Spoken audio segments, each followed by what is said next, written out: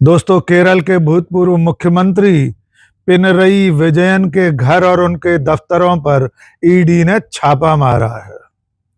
विजयन और उनके सगे संबंधियों और सहयोगियों पर ईडी के छापे के बाद केरल में जमकर बवाल हो गया है। ईडी की टीम को कम्युनिस्ट पार्टी के कार्यकर्ताओं और स्थानीय लोगों के जबरदस्त विरोध का सामना करना पड़ा है। अच्छी खासी झड़प हुई है और इस बात को लेकर पूरे देश में बवाल छिड़ गया है कि विजयन जैसे एक ईमानदार मुख्यमंत्री के घर पर ईडी का यह छापा क्या बदले की कार्रवाई है। आइए दोस्तों, आपको सिलसिलेवार बताते हैं कि ईडी ने केरल के मुख्यमंत्री विजयन और उनके किन किन सहयोगियों, किन परिजनों के दफ्तरों और घरों पर छापा मारा है। ईडी की टीम तिरुवनंतपुरम में विजयन के किराए के घर पर पहुंची, वहां छापा मारा।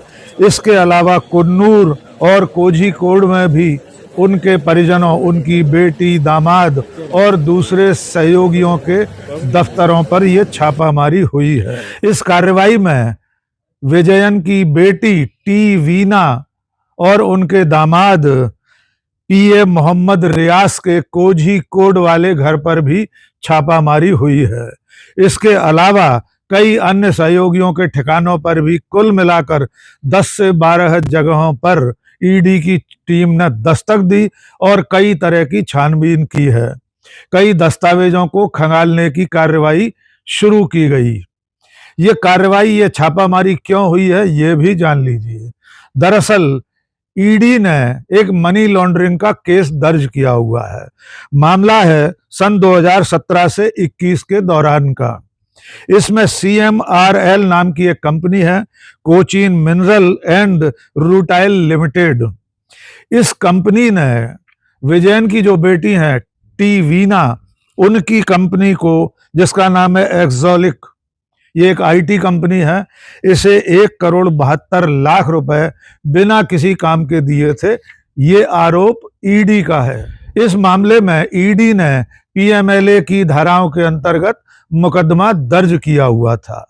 इसी मुकदमे के तारतम्य में विजयन और उनकी बेटी, दामाद और सहयोगियों के दफ्तरों और घरों पर छापा डाला गया है।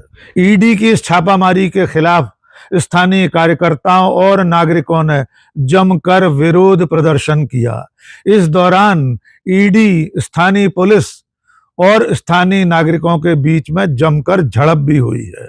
आइए आपको उसके नज़ारे भी दिखा देते हैं।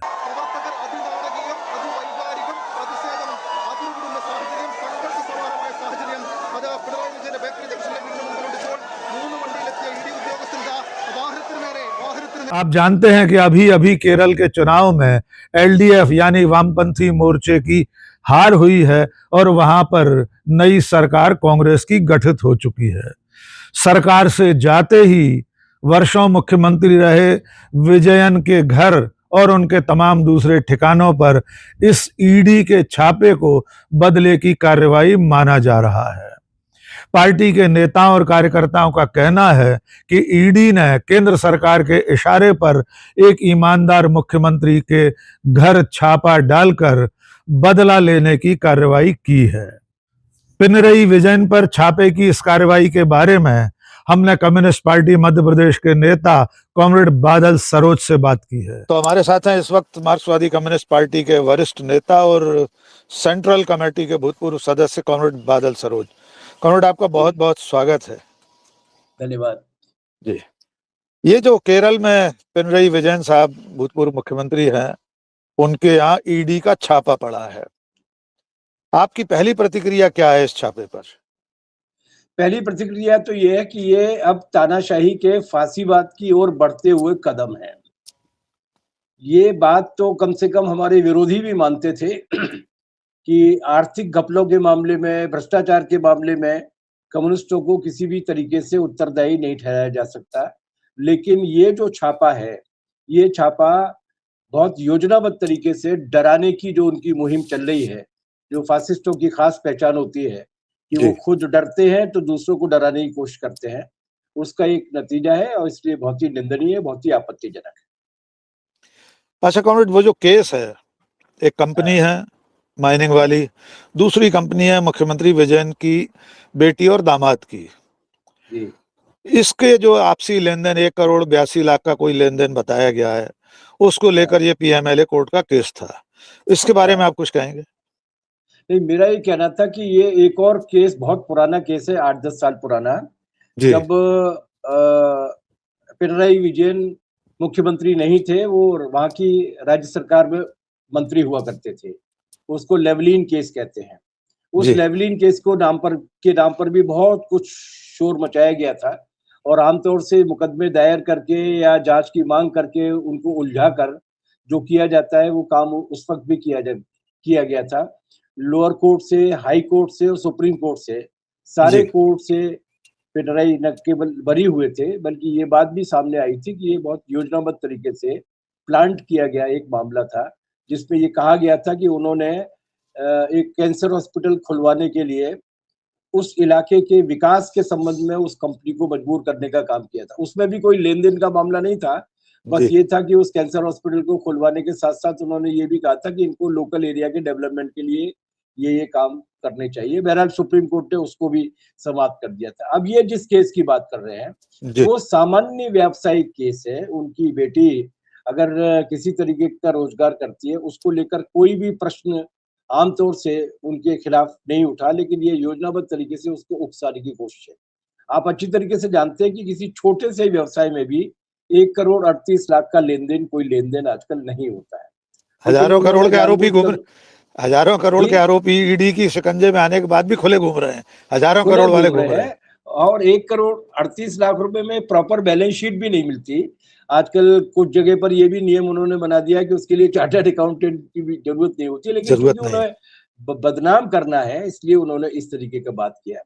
उनकी बेटी जो है वो सार्वजनिक जीवन में है, उनका जो दामाद है, वो भी सार्वजनिक जीवन में है, जी, लेकिन इसके बाद भी उन्होंने बहुत योजनाबद्ध तरीके से टारगेट करने की कोशिश विजयन साहब किराए के मकान में रहते हैं अब भी तिरुवनंतपुरम की। जी में, हाँ, जहाँ पे एक छापा पड़ा है? समस्या है। जी, हाँ, विजयन साहब के नाम से कोई मकान नहीं है। विजयन साहब की पत्नी के नाम से भी कोई मकान नहीं है और वो जो दंपत्ति हैं वो लगातार, और ये केवल पिनराई विजयन के साथ बात नहीं है, ये वीएस अच्युतानंदन के साथ भी थी, ये ज्योति बसु के साथ भी थी, ये माणिक सरकार के साथ भी है। इन लोगों ने अपनी व्यक्तिगत संपत्ति नहीं बनाई है, अपनी कोई धन-दौलत भी इकट्ठा नहीं की है और अब मुझे पीछे सोचते में लग रहा है कि यार घर का मकान तो कम से कम बनाना चाहिए था, लेकिन वो भी नहीं बनाया है। वो भी नहीं हम लोगों ने बनाया। भी नहीं जी, बनाया, हमारी भी परवरिश में नहीं है, लेकिन इसके जी, बाद भी कुछ तो कुछ तूबार खड़ा करना है।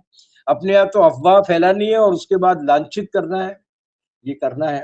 तो पिनराई को भी उन्होंने टारगेट करने की कोशिश की है अच्छा, और लेकिन ये कॉमरेड ये बताइए, हाँ, देखिए भारतीय जनता पार्टी जितने विपक्षी नेताओं पर इस तरह की एजेंसियों से डंडा चलवाती है, उसका एक टारगेट तो हम ये मानकर चलते हैं कि उन्हें अपनी पार्टी में शामिल कर लिया जाता है। हम आगे अपने वीडियो में पूरी फहरिस्त गिनाएंगे कि पिछले हुँ, 10 सालों में ईडी ने कितने नेताओं पर डंडा चलाया और उनमें से कितने बीजेपी में शामिल हो गए, कितने जी, बरी हो गए, उसका कन्विक्शन रेट 1% से भी कम है।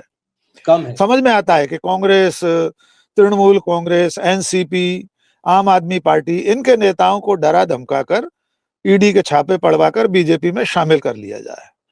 लेकिन मेरा सवाल यह है कॉमरेड, क्या बीजेपी या मोदी शाह को ऐसा लगता है कि कम्युनिस्ट पार्टी के सीपीएम के नेताओं को भी ईडी के छापे से बीजेपी में ला सकती है वो?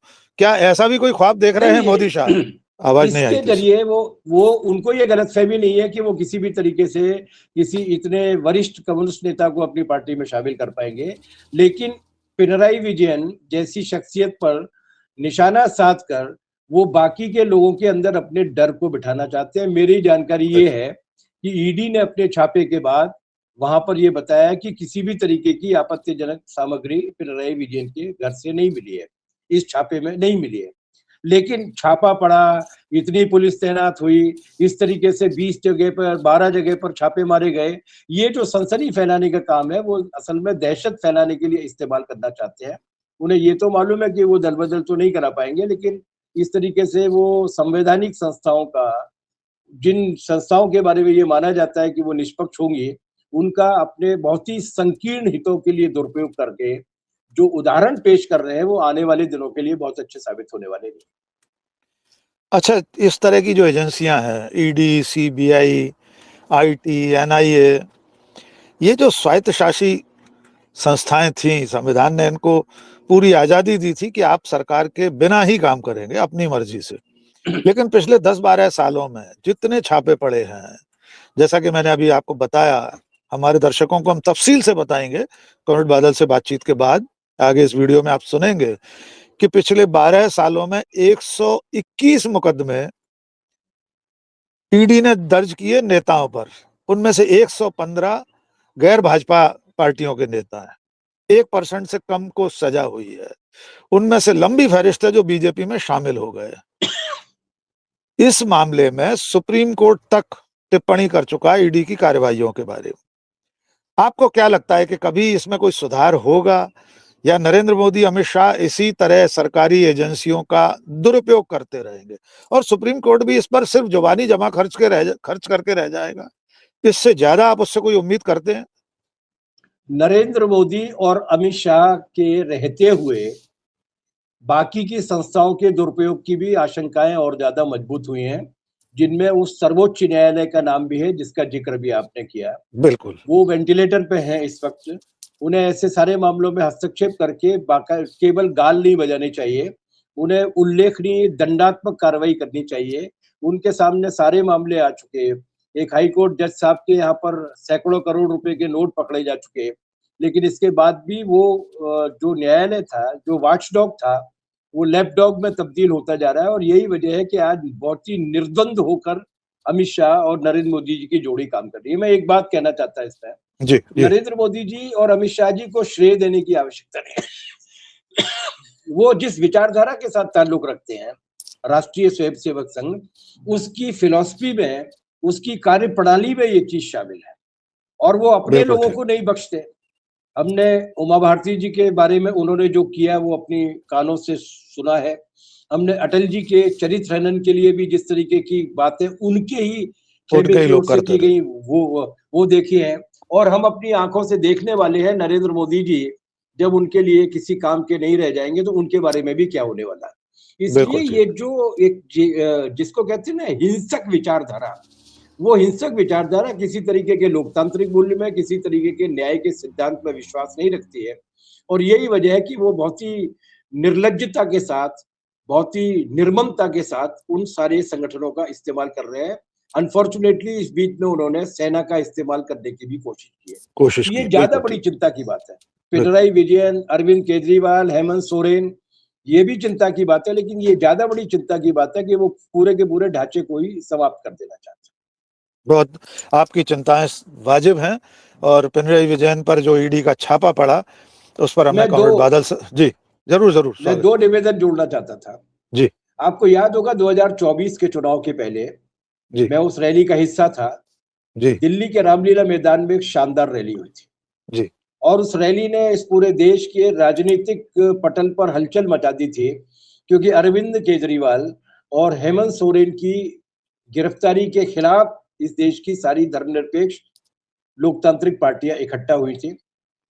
कांग्रेस पार्टी भी थी, सीताराम येचुरी भी थे, राहुल गांधी, प्रियंका गांधी से दोनों थे। और इस सवाल पर उन्होंने एकजुट होकर विरोध किया था। और अरविंद केजरीवाल की पार्टी के साथ, कांग्रेस पार्टी के साथ जो संबंध है वो किसी बिल्कुल से छुपे हुए नहीं है, लेकिन इसके बाद भी वो लोग इकट्ठा हुए थे सपोर्ट किया था। और एक मांग की थी कि इनका दुरुपयोग रोका जाना चाहिए। मुझे लगता है पिनराई विजयन के मामले में भी उसी एकता का, उसी सार्वजनिक एक रूपता का परिचय दिया जाना चाहिए। मैं बहुत भी सही सुन बात। रहा था बयान कि रमेश चन्नीतल्ला जो गृह मंत्री हैं वहां के केरलम के, उन्होंने कहा है कि छापे के पहले उनको किसी तरीके की सूचना नहीं दी गई थी। ठीक है, लेकिन इतना पर कहने से काम नहीं चलेगा, बल्कि उनको भी ये बोलना चाहिए कि ये राजनीतिक प्रतिशोध के हिसाब से किए जाने वाला मामला है। तो यूडीएफ की सरकार को भी और कांग्रेस पार्टी को भी इसकी उसी तरीके से निंदा करनी चाहिए जैसे कि बिल्कुल हम ठीक लोगों ने बात। मिलकर की थी। ठीक बात। बहुत शुक्रिया कॉमरेड बादल सरोज, हमसे आपने बात की बहुत इस बहुत मुद्दे पर। धन्यवाद। जी, आपसे बहुत बात करके शुक्रिया। अच्छा लगा। बहुत शुक्रिया, थैंक यू। आइए अब आपको ये बताते हैं कि ईडी ने पिछले 10-12 सालों में कितने मुकदमे दर्ज किए हैं, इन मुकदमों में कितने आरोपी विपक्षी दलों के हैं और इनमें से कितनों को अब तक सजा हुई है। तो पहला आंकड़ा तो ये है कि ईडी ने, इन्फोर्समेंट डायरेक्टरेट ने अब तक जितने मुकदमे दर्ज किए हैं, खास तौर से पिछले 10-12 सालों में, उसमें 95% मुकदमे राजनेताओं के खिलाफ हैं और इनमें से भी 95% ऐसे लोग हैं जो बीजेपी से इतर दूसरी पार्टियों के नेता हैं। यानी ईडी अब तक चीन कर ही केस दर्ज करती रही है। अब तक जितने मुकदमे दर्ज हुए हैं उनमें से मोटे तौर पर 121 में से 115 केस कांग्रेस, टीएमसी और दूसरी विपक्षी पार्टियों के नेताओं के खिलाफ दर्ज हुए हैं। अब कन्विक्शन रेट भी जान लीजिए तो ये आंकड़ा भी बेहद शर्मनाक है। ईडी अब तक सिर्फ 1% लोगों को ही सजा दिला सकी है। कई मामले 5 साल और 10 साल से भी ज्यादा लंबित हैं, जो ट्रायल के ही फेज में है। अब तक उनमें किसी आरोपी को सजा नहीं हुई है। एक दिलचस्प आंकड़ा और जान लीजिए, ईडी ने आज तक जितने विपक्षी नेताओं पर मुकदमे दर्ज किए हैं उनमें से कितने लोग बाद में इन मुकदमों से बरी हो गए और बाद में भारतीय जनता पार्टी में शामिल हो गए। चंद बड़े नाम आपको गिना देते हैं। यद्यपि ऐसे नेताओं की संख्या बहुत ज्यादा है जिन पर ईडी के छापे पड़े, केस रजिस्टर हुए, बाद में वे भारतीय जनता पार्टी में शामिल हो गए। चंद बड़े नाम जान लीजिए। अशोक चव्हाण, महाराष्ट्र के भूतपूर्व मुख्यमंत्री, इनके ऊपर ईडी का केस हुआ, बाद में ये भारतीय जनता पार्टी में शामिल हो गए।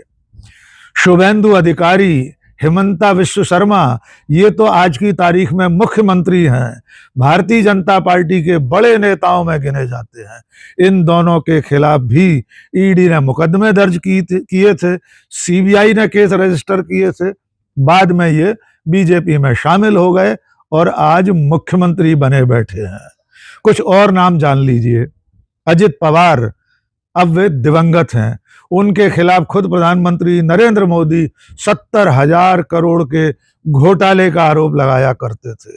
देवेंद्र फडणवीस कहते थे पवार जेल भेजे जाएंगे और चक्की पीसिंग करेंगे। बाद में अजित पवार बीजेपी के सहयोगी हुए और उप मुख्यमंत्री भी बने। इसके अलावा टीएमसी के एक नेता हैं तापस राय, उनके खिलाफ ईडी ने केस रजिस्टर किया, बाद में तापस राय बीजेपी में शामिल हो गए। महाराष्ट्र के कुछ और नाम सुन लीजिए। प्रफुल्ल पटेल, हसन मुशरिक, प्रताप सरनायक, भावना गवली, ये सारे लोग भी ईडी की चपेट में आए और बाद में बीजेपी के सहयोगी बनकर एनडीए गठबंधन में शामिल हो गए। कांग्रेस के एक नेता का नाम और याद दिला देते हैं, नवीन जिंदल, एक युवा सांसद, राहुल गांधी के मित्र। नवीन जिंदल कांग्रेस से सांसद हुआ करते थे, बाद में उन पर ईडी का शिकंजा कसा गया और नवीन जिंदल बीजेपी में शामिल हो गए। सबसे ताजा और दिलचस्प मामला है आम आदमी पार्टी के सांसद अशोक मित्तल का। अशोक मित्तल के खिलाफ ईडी ने कार्रवाई शुरू की, छापा शुरू हुआ और उसके अगले 10वें दिन अशोक मित्तल भारतीय जनता पार्टी में शामिल हो गए। हाल ही में जिन 7 सांसदों ने दल बदल किया था, आम आदमी पार्टी छोड़कर बीजेपी में शामिल हुए थे, उनमें अशोक मित्तल भी एक अहम नाम है। और ऐसा नहीं है कि ईडी की इन कार्रवाइयों को लेकर सिर्फ विपक्ष सवाल उठाता रहा हो। साकेत गोखले जैसे सांसद ने, टीएमसी के सांसद ने संसद में भी दस्तावेजी प्रमाण के साथ ये साबित किया था कि ईडी चीन कर सिर्फ विपक्ष के नेताओं पर ही कार्रवाई करती है। उन्होंने सब प्रमाण ये बताया था कि 95% मुकदमे ईडी ने सिर्फ विपक्षी दलों के नेताओं के खिलाफ दर्ज किए हैं और जिनमें 1% से भी कम लोगों को सजा दिला पाए हैं। इस मामले में विपक्ष के साथ साथ देश की सबसे बड़ी अदालत सुप्रीम कोर्ट भी ईडी पर सवाल उठा चुकी है। सुप्रीम कोर्ट कई मौकों पर यह कह चुकी है कि ईडी का कामकाज करने का तरीका सही नहीं है। वो इस तरह देख देख कर चीन चीन कर कार्रवाई करती है और उसके मुकदमे इतने लचर होते हैं, उसके आरोप पत्र इतने ढीले ढाले होते हैं कि आरोपियों को सजा नहीं मिल पाती है। तो आप समझ गए होंगे कि इस वक्त कम्युनिस्ट पार्टी के नेता, केरल के भूतपूर्व मुख्यमंत्री पिनरई विजयन जैसे ईमानदार मुख्यमंत्री के ऊपर ईडी का छापा किस नियत से किया गया होगा, जबकि अब तो वे सरकार में भी नहीं हैं। सिर्फ 1,82,00,000 के किसी मामले में केस रजिस्टर करने वाली ईडी हजारों करोड़ के आरोपियों के खिलाफ आज तक अदालत में सबूत पेश नहीं कर सकी है। उन सब को अंततः अदालतों से बरी कर दिया गया है। और यह आंकड़ा तो यकीनन आपके लिए भी महत्वपूर्ण आंकड़ा है कि ईडी सिर्फ विपक्ष के नेताओं पर ही अपना हंटर चलाती है, और वो किसके कहने से, किसके इशारे से होता है, ये आप बहुत अच्छी तरह जानते हैं। आखिर में चलते चलते आपसे छोटी सी अपील कि अगर आपने हमारा चैनल अब तक सब्सक्राइब नहीं किया है तो फौरन सब्सक्राइब कर लीजिए, लाइक कीजिए, कमेंट करके बताइए कि आपको ये वीडियो कैसा लगा, दोस्तों और शुभचिंतकों के बीच में साझा कीजिए। आज के इस वीडियो में बस इतना ही। बहुत बहुत शुक्रिया। जय हिंद।